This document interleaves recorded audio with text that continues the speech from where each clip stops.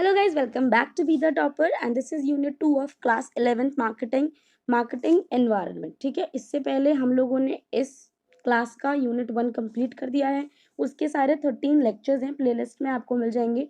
अगर आपने वो नहीं देखा है तो आप उसको देख सकते हो। और आज हम लोग शुरू करेंगे मार्केटिंग एनवायरनमेंट, आपका यूनिट 2, जिसका हम सबसे पहले सेशन 1 करने वाले हैं। तो हम यहाँ पर देखो, यहाँ पे मार्केटिंग एनवायरनमेंट का क्या मतलब होता है, हम उसको समझेंगे कि कैसा मार्केटिंग एनवायरनमेंट होना चाहिए और मार्केटिंग के एनवायरनमेंट में कौन कौन होता है। ठीक है, उस चीज़ को हम लोग यहाँ पे समझेंगे। तो सेशन 1 में meaning and importance of environment, यहाँ पे देखो एक ऑर्गेनाइजेशन है बीच में, इसके सबसे करीब क्या होता है, पब्लिक होती है, सप्लायर्स होते हैं, डिस्ट्रीब्यूटर्स होते हैं, डीलर्स होते हैं, कस्टमर, कॉम्पिटिटर्स। उसके बाहर वाले सर्कल में भी कौन आता है, कल्चरल फोर्सेस, सोशल फैक्टर्स, जो कि किसी भी मार्केटिंग एनवायरनमेंट में होते हैं और उसको मार्केटिंग का जो एक प्रोसेस होता है उसको इम्पैक्ट करते हैं, उसको इन्फ्लुएंस करते हैं। किसी तरीके की इकोनॉमी ही डिफाइन करती है कि वहाँ की मार्केटिंग प्रैक्टिसेस कैसी होंगी, कल्चर डिफाइन करता है, सोशल फैक्टर्स, ये सारी चीज़ें हम ऑर्डर में लेते हैं, हम इसको देखते हैं, इस चीज़ को समझते हैं और उसके बाद ही हम अपनी मार्केटिंग अप्रोच बनाते हैं किसी भी। और बेसिकली मार्केटिंग नॉट ओनली सिर्फ मार्केटिंग अप्रोच, हम प्रोडक्ट भी उसी तरीके के बनाते हैं जिस तरीके का हमारा कल्चर होता है, सोशल फैक्टर्स होते हैं, पॉलिटिकल स्ट्रक्चर्स होता है। ठीक है, जैसे हमारे कस्टमर्स होते हैं, लीगल स्ट्रक्चर्स होते हैं। अब ऐसे कोई भी चीज़ जो आप अमेरिका में बहुत ब्लंटली बोल सकते हो या कर सकते हो, वो आप शायद इंडिया में नहीं कर सकते हो। ऐसे बहुत सी चीज़ें होती हैं। तो देखो, सबसे पहले यहाँ पे क्या लिखा हुआ है कि marketing is an art of winning hearts of customers and persuading them to buy the firm's product and services. तो देखो, ये चीज़ हम लोग पहले चैप्टर में, पहले यूनिट में पढ़ते आए हैं कि मार्केटिंग क्या होता है। मार्केटिंग एक एक आर्ट है, जिससे जो भी फॉर्म होती है उसकी एक प्रैक्टिस है, जिससे वो कस्टमर के दिल को जीतती है। मतलब दिल को जीतना मतलब उसको इन्फ्लुएंस करती है कि देखो, हमने ये चीज़ बनाई और आपको इस चीज़ की ज़रूरत है और आपको इस चीज़ को खरीदना चाहिए। ये एक एक मार्केटिंग हो गई। यहाँ पे क्या होता है, marketing it's just not aggressive selling. यहाँ पे क्या होता है कि आप कस्टमर के लिए वैल्यू क्रिएट करते हो। ठीक है, कस्टमर को जिस चीज़ की ज़रूरत हो आप वो बनाते हो और उसके बदले में कस्टमर आपको क्या देता है, आपको पैसा देता है, आपको प्रॉफिट देता है। एक कंपनी की जितनी एबिलिटी होती है ना, कि जितने अच्छे और सक्सेसफुल रिलेशंस वो अपने कस्टमर के साथ बना सकता है, उतनी ही ज़्यादा उस कंपनी की ग्रोथ होगी। तो it's just not about selling, it's just not about profit. आप कोई भी, अगर आप अपना कंपनी खोलना चाहते हो, आप अपना फर्म बनाना चाहते हो, तो इसका मतलब ये बिल्कुल भी नहीं होता है कि आप सिर्फ चीज़ें बनाओ और बेचते रहो। अगर आपको लॉन्ग रन तक सस्टेन करना है, लंबे टाइम तक सस्टेन करना है, तो you have to build good relations with your customer. देखो, कोई भी जो बिजनेस होता है वो वैक्यूम में ऑपरेट नहीं करता। मतलब वैक्यूम मतलब ऐसा नहीं है कि वो खाली खाली जगह है, वो मतलब ऐसा कुछ भी नहीं होता। जो एक्सचेंज प्रोसेस होता है ना किसी फर्म के बीच में, कस्टमर के बीच में, ये और एक्सचेंज प्रोसेस क्या होता है कि फर्म कोई प्रोडक्ट या सर्विस बना रही है और कस्टमर को उसकी ज़रूरत है, तो वो दोनों एक दूसरे को वो देते हैं। फर्म सर्विस देगा या प्रोडक्ट देगा, कस्टमर उसको पैसा देगा।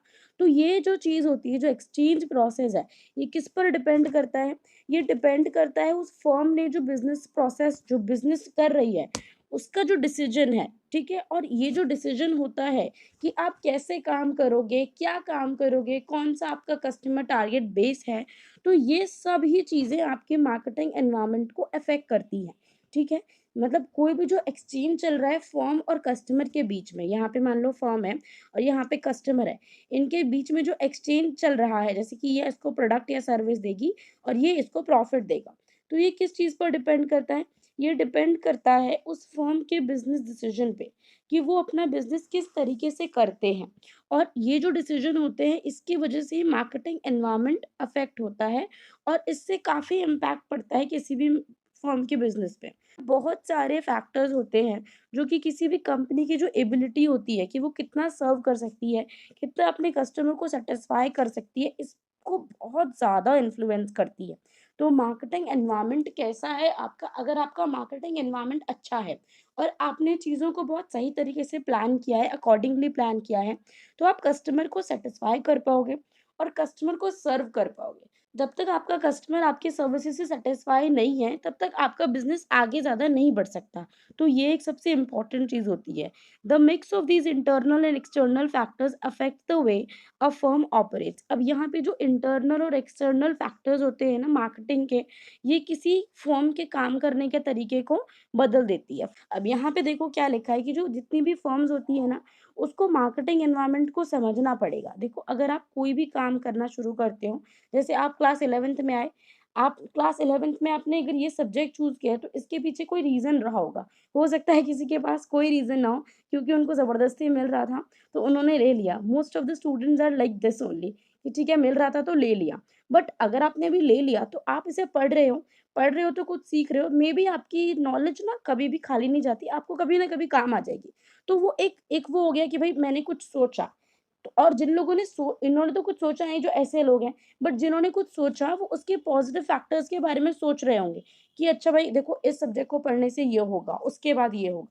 तो ऐसे ही जब कोई फर्म अपना बिज़नेस स्टार्ट करती है, तो उसको मार्केटिंग एनवायरनमेंट समझना पड़ता है उसके, और ताकि जितना भी मार्केटिंग एनवायरनमेंट है, वो उसका मोस्ट यूज़ कर सके और उसके बिज़नेस को वो अच्छे तरीके से इफ़ेक्ट करे, और जो भी नेगेटिव इम्पैक्ट्स होने वाले हैं, उसको वो अभी से कोशिश करे कि वो सब चीज़ें वो उसको फ़ॉलो नहीं करनी पड़े, सामना उसका नहीं करना पड़े। किसी भी कस्टमर या मतलब जितना भी कोई बिज़नेस है, उसका जो ग्रोथ होगा, वो कैसे होगा कि जो आपका एक सक्सेसफुल रिलेशन होना चाहिए कस्टमर के साथ, और जो जितने भी उस बिज़नेस के स्टेक होल्डर्स हैं, मतलब जितने भी पार्टिसिपेंट्स उस बिज़नेस को बनाने में लग रहे हैं, जितने भी लोग वहाँ पर काम करते हैं, जितने भी स्टेक होल्डर्स हैं, उसके साथ और कस्टमर के साथ उस बिज़नेस का अच्छा रिलेशनशिप होना चाहिए, ठीक है? तभी वो जो कंपनी है, वो आगे बढ़ेगी। प्रोडक्शन के प्रोसेस में अगर हम देखें, तो राइट फ्रॉम द प्रोडक्ट कॉन्सेप्चुअलाइज़ेशन, यहाँ पे चीज़ें एक साथ से लिखी हैं। प्रोडक्ट कॉन्सेप्चुअलाइज़ेशन क्या होता है? When the firm starts to think कि भई हमें ये प्रोडक्ट बनाना है, ठीक है? जितना भी एनालाइज़ेशन करना था, जितना भी उनको रिसर्च करना था, everything is done. Now they are like कि अब को उनको कुछ तो प्रोडक्ट बनाना है। तो ये प्रोडक्ट कॉन्सेप्चुअलाइज़ेशन जैसे होता है टिल फाइनल प्रोडक्शन, जब तक फाइनल प्रोडक्शन नहीं हो जाता, every single person, group, entity, सब कोई उस बिज़नेस के इस मतलब सब कुछ जो होता है, वो एक इम्पैक्ट डालता है फर्म की उस चॉइस पे। सिमिलरली अगर हम देखें, इंडिविजुअल या ऑर्गेनाइज़ेशन जो होती हैं, या इवन गवर्नमेंट्स तक भी उस फर्म के एक्टिविटीज़ से अफ़ेक्ट हो जाती है। जैसे कि अगर कोई बहुत बड़ी कंपनी है, मान लो उसने कोई फ़ैसला, जियो, जब रिलायंस ने ये सोचा, जब इन लोगों ने ये सोचा कि अब जो जियो की सिम है, जो हम लोगों को फ्री में बाँटने वाले हैं, लोगों के पास फ्री में डेटा जाने वाला है। तो एक वो एक फर्म ही है, एक कंपनी ही है, ठीक है? बहुत बड़ी है, ठीक है? बट उसके इस एक्टिविटी से ऑफ़ कोर्स गवर्नमेंट इम्पैक्ट हुई है, ठीक है? गवर्नेंस का जो तरीका है, वो इसीलिए बढ़ पाया है, और हम जो आज के ज़माने में इतना डिजिटल करते रहते हैं, इसमें बहुत बड़ा जो सिग्निफिकेंट इम्पैक्ट है, वो जियो ने दिया है। रूरल एरियाज़ में, इनर एरियाज़ में जहाँ पे इतना डेटा नहीं था, या फिर उस समय डेटा बहुत महँगा होता था, तो हर कोई उसको अफ़ोर्ड नहीं कर सकता था। बट जब जियो ने ये फ्री वाला डाला, उसके बाद लोगों को ना एक चस्का सा लग गया, लोगों को एक लत लग गई। जब इंटरनेट मिल गया, उसके बाद वो क्या करते हैं, वो खुद ही उसे करते हैं, मतलब खुद ही उसे रिचार्ज कराएँगे। अब तो फ्री नहीं मिल रहा, एक समय मिला, तो लोगों ने वो चीज़ें सीख ली। बहुत सारे लोग ऐसे थे, आप में से भी बहुत सारे लोग ऐसे हो सकते हो कि जिनके घर में तब पहले फ़ोन नहीं था, बट जब जियो की आई सिम, उसमें फ्री में डेटा मिलने लगा, तो हम लोगों ने और फ़ोन्स खरीद लिए। पहले हो सकता है 1 फ़ोन हो, फिर 2-3 फ़ोन ले लिए। तो ऐसा होता है। तो किसी भी फ़र्म की एक्टिविटी से गवर्नमेंट भी इवन अफ़ेक्ट हो जाती है। ये आगे तो यहाँ पे देखो, जो कोई अच्छे स्कॉलर्स हैं, उन्होंने बिज़नेस एनवायरनमेंट को डिफाइन किया है कि बिज़नेस एनवायरनमेंट क्या होता है। Business environment is the climate और set of conditions that is economic, social, legal, technological, political situation in which business activities are conducted. मतलब जो बिज़नेस एनवायरनमेंट होता है, उसमें इकोनॉमिक कंडीशंस आ जाती हैं, सोशल आ जाती हैं, लीगल आ जाती है, टेक्नोलॉजिकल आ जाती है, पॉलिटिकल आ जाती है। किसी भी जगह की ये 5 जो कंडीशंस होती हैं, जो सिचुएशंस होती हैं, वो बिज़नेस एक्टिविटीज़ को इन्फ्लुएंस करती हैं, इम्पैक्ट डालती हैं उस पे अपना। हमें पैसा बनाना है, हमें काम करना है, ठीक है? और बहुत आप लोगों ने भी सुना होगा कि अभी की जो प्रेज़ेंट टाइम है, उसके हिसाब से जो एंटरप्रेन्योरशिप का, ये जो स्टार्टअप का जो जो बात है ये लोगों की, बहुत लोग इसमें मोटिवेट हो रहे हैं और लोग अपना-अपना स्टार्टअप खोल रहे हैं। जितने भी चेंजेस है ये बहुत ही ना फ्रिक्वेंट है, आपको पता नहीं चलता कि कब कोई चेंजेस आ जाए। अगर इंटरनली देखें तो इंटरनली भी और एक्सटर्नली भी बहुत सारे चेंजेस आते रहते हैं और डिग्री ऑफ चेंज अनप्रिडिक्टेबल है। मतलब आपको पता नहीं चलेगा कि कोई चेंज कब आने वाला है, खास करके एक्सटर्नल जिसमें आप कुछ नहीं कर सकते हो। आपको नहीं पता होगा 1-2 साल पहले जैसे डीमोनेटाइजेशन हुआ, तो रात के 8 बजे हमारे प्रधानमंत्री जी लाइव आए और उन्होंने बता दिया कि डीमोनेटाइजेशन हो गया। हम लोगों को तो कोई आइडिया तो था ही नहीं, किसी को कोई आइडिया नहीं था कि अच्छा कुछ ऐसा होने वाला है, बट हो गया, है ना? न्यू प्रोडक्ट्स आते हैं, न्यू कॉम्पिटिटर्स आ रहे हैं आजकल, कितनी अलग-अलग टेक्नोलॉजीज़ डेवलप हो रही हैं। तो ये क्या है, ये सब एक्सटर्नल फैक्टर्स होते हैं, ये सब वही बातें बार-बार, बार-बार रिपीट कर दिया। मुझे पता नहीं, समझ में नहीं आता इसमें इतना रेपिटेशन क्यों है। Environmental factors at times do not show any significant changes. अब यहाँ पे कुछ एनवायरमेंटल फैक्टर्स ऐसे होते हैं जिनकी वजह से कंपनी के अंदर या किसी फर्म के अंदर बहुत ज़्यादा चेंजेस नहीं आते हैं, ठीक है? जिसकी वजह से फर्म के अंदर बहुत सारे चेंजेस नहीं आते हैं। तो वो जो एनवायरनमेंट होता है बिज़नेस एंटरप्राइज़ का, उसको हम लोग बोलते हैं स्टेबल या फिर स्टैटिक एनवायरनमेंट, ठीक है? ऐसे एनवायरमेंटल फोर्स जिसकी वजह से कंपनी में ज़्यादा चेंज नहीं आ रहा, you can not see any significant change because of that particular environmental force. तो उस एनवायरनमेंट को हम लोग क्या बोलेंगे? स्टेबल या फिर स्टैटिक एनवायरनमेंट है, रुका हुआ है, स्थिर है, ज़्यादा चेंजेस नहीं हो रहे। अब इसके आगे हम लोग डायनामिक की बात करेंगे। कुछ-कुछ ऐसे एनवायरमेंटल फोर्सेस होते हैं, जिससे एनवायरनमेंट बिज़नेस का बहुत ही वोलेटाइल हो जाता है, लाइक पूरा हिल जाता है। जैसे जैसे आप डिमोनेटाइज़ेशन को ले लो, तो जब डिमोनेटाइज़ेशन हुआ, तो सब लोग हिल गए, ठीक है ना? जितना भी बिज़नेस था वो सब, बिज़नेस मान लो या कुछ भी चीज़। तो देखो कुछ फैक्टर्स ऐसे होते हैं जिसकी वज़ह से वोलेटिलिटी मार्केट में बढ़ जाती है। जैसे अभी मैंने बताया, कोई भी मार्केट, कोई भी गवर्नमेंट की इकोनॉमिक पॉलिसी में ही ज़्यादातर होता है कि इससे क्या होता है, सब कुछ वोलेटाइल होता है, चेंज हो जाता है, और इसको ऐसे एनवायरमेंटल फोर्स को हम लोग बोलते हैं, ऐसे एनवायरमेंट में अगर कोई बिज़नेस है तो उसको हम लोग बोलते हैं डायनामिक एनवायरमेंट। यहाँ पे देखो, जो फर्म है उसको डील करना होता है विद इन और अराउंड, मतलब फर्म को उसके अंदर जो चेंजेस हो रहे हैं और उसके आसपास जो चेंजेस हो रहे हैं, सबसे डील करना होता है। There are certain forces that can be controlled to a large extent by the management of a company. अब यहाँ पे देखो, यहाँ पे हमको ना एक इंटरनल एनवायरमेंटल फैक्टर है और एक्सटर्नल, ये उसकी डेफिनेशन सा दे रहे हैं कि यहाँ पे कुछ चीजें ऐसी होती हैं, कुछ चेंजेस ऐसे होते हैं जिसको लार्ज एक्सटेंट तक कंपनी अपने अकॉर्डिंग चेंज कर सकती है। तो उसको हम लोग बोलते हैं इंटरनल एनवायरनमेंट फैक्टर्स। ऐसे फैक्टर्स इंटरनल एनवायरनमेंट फैक्टर्स होते हैं, जिसकी जैसे कि हो गया प्रोडक्ट डिज़ाइन। अब अगर कोई कस्टमर चाहता है कि उसके प्रोडक्ट का डिज़ाइन कुछ और हो, जैसे कस्टमाइज़ करवाते हैं ना हर चीज़ को आजकल, तो वो कर सकते हैं। तो वो एक इंटरनल एनवायरनमेंटल फैक्टर हो जाता है कंपनी के लिए। वॉल्यूम ऑफ प्रोडक्शन, कितना प्रोडक्शन करना है। प्रोक्योरमेंट ऑफ रॉ मटेरियल, हम रॉ मटेरियल कहाँ से लेंगे, ये कंपनी का इंटरनल फैक्टर है, इसमें एक्सटर्नल फैक्टर्स कुछ नहीं आते हैं। एम्प्लॉयमेंट ऑफ लेबर, लेबर कितना लगेगा, कितना पैसा दिया जाएगा, कितना कितना टाइम होगा, जितना भी ये सब चीज़ें हैं, ये कंपनी का इंटरनल मैटर होता है। डोजेज ऑफ फाइनेंशियल इन्वेस्टमेंट और expansion plan of the firm, मतलब फाइनेंशियल इन्वेस्टमेंट कितना कब फर्म को चाहिए और एक्सपैंड हम फर्म को करेंगे या नहीं करेंगे, ये सब इंटरनल फैक्टर्स होते हैं। इसमें एक्सटर्नल फैक्टर ऐसा कुछ भी नहीं है कि मतलब बाहर से कुछ होगा उसके बाद हम लोग इसके बारे में सोचेंगे, ऐसा नहीं होता। अब यहाँ पे आगे इन्होंने हमें 4 पीज़ ऑफ मार्केटिंग बता रखे हैं, ये आपके लिए जानना ज़रूरी है। 4 पीज़ क्या होते हैं? पहला है प्रोडक्ट, दूसरा है प्राइस, तीसरा है प्लेस और चौथा है प्रमोशन, ठीक है? और ये सारे कंट्रोलेबल होते हैं। यहाँ पे इंटरनल एनवायरनमेंट फैक्टर्स में प्रोडक्ट को आप कंट्रोल कर सकते हो, आप एज़ इन कोई फर्म। प्राइस आप उसे कंट्रोल कर सकते हो, आप अपने किसी प्रोडक्ट का प्राइस अपने अकॉर्डिंग डिसाइड कर सकते हो। प्लेस आप डिसाइड कर सकते हो। प्रमोशन आपको उसको कैसे करना है, आप इसको डिसाइड कर सकते हो। आप जिस चीज़ को डिसाइड कर सकते हो उसको हम बोलेंगे कंट्रोलेबल। अब कुछ फैक्टर्स ऐसे होते हैं जो अनकंट्रोलेबल होते हैं।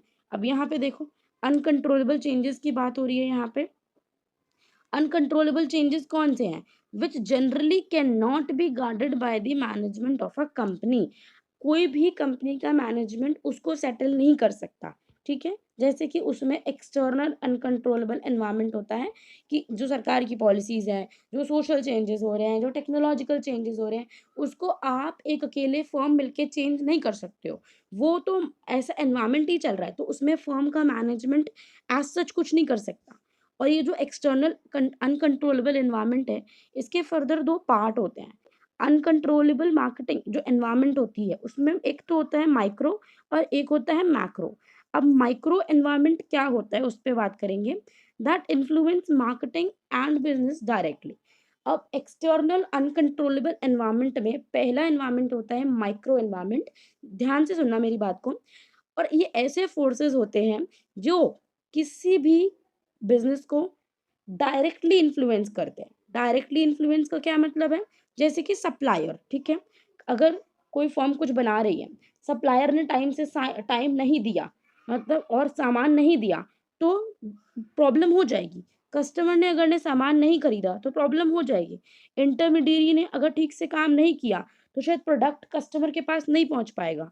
कॉम्पिटिटर्स डायरेक्टली इन्फ्लुएंस करते हैं किसी भी कंपनी को, और आप कॉम्पिटिटर्स का कुछ कर भी नहीं सकते हो। ऐसा नहीं है कि आप उसके फर्म में जाओगे और उसका गर्दन कॉलर पकड़ोगे और कहोगे, बे तू ज़्यादा सामान मत बना, मेरे से अच्छा मत बना। You can not do like that. हाँ, आप नहीं कर सकते हो वैसा। अब यहाँ पे क्या होता है, आई होप आपको समझ में आ रहा होगा। आज मैं एक-एक लाइन पढ़ के नहीं समझा रही हूँ, तो मुझे बताना कि आपको समझ में आ रहा है ऐसे या नहीं, क्योंकि इसमें ना बहुत ही ज़्यादा रेपिटेशन है और वो 10, 11, 15 इतने पार्ट बना देगा इस चैप्टर के, मैं सच बता रही हूँ। तो ऐसे बहुत ही ना खामखा लेंदी होता रहता है। तो मैंने सोचा कि मैं पढ़ लूँ पहले और इम्पोर्टेंट चीज़ें आपके लिए हाइलाइट कर दूँ, फिर उसको बाद में आपको समझा दूँ। आई होप मैं कोई भी इम्पोर्टेंट पॉइंट मिस नहीं कर रही हूँ। अगर आप कुछ भी छूट जाता है, आपको नहीं समझ में आता, तो मुझसे कमेंट में पूछ लेना। मैक्रो एनवायरनमेंट की बात करेंगे। मैक्रो एनवायरनमेंट क्या होता है? जैसे डेमोग्राफिक्स हो गए, आप you can not do anything in that, ठीक है? और ये इकोनॉमिक फोर्सेस हो गए, पॉलिटिकल एंड लीगल फोर्सेस हो गए, socio cultural and technological forces हो गए, which are beyond the control of firm and affect business indirectly. अब यहाँ पे आप यहाँ पे लिख लेना माइक्रो और मैक्रो का डिफरेंस। तो यहाँ पे क्या होता है, डायरेक्टली माइक्रो, यहाँ पे मैक्रो। ये डायरेक्टली इन्फ्लुएंस करता है, ये इनडायरेक्टली इन्फ्लुएंस करता है, ठीक है? यहाँ पे क्या होता है, सप्लायर्स आते हैं, कस्टमर्स आते हैं, यहाँ पे क्या आता है, डेमोग्राफिक चेंजेस आते हैं, और यहाँ पे जितने भी मैंने एग्जांपल दे दिए हैं उसको आप समझ लेना। तो गाइस आज के वीडियो के लिए सिर्फ इतना ही। आई होप आपको ये कंटेंट समझ में आया होगा। If you have any doubt, feel free to write in the comment box. I'll answer all the queries, okay? So thanks for watching. If you like this video, please hit the like button और subscribe कर देना अगर subscribe नहीं किया है, और share कर देना अपने फ्रेंड्स के साथ जिनको नहीं पता है कि ऐसा मैं पढ़ा रही हूँ।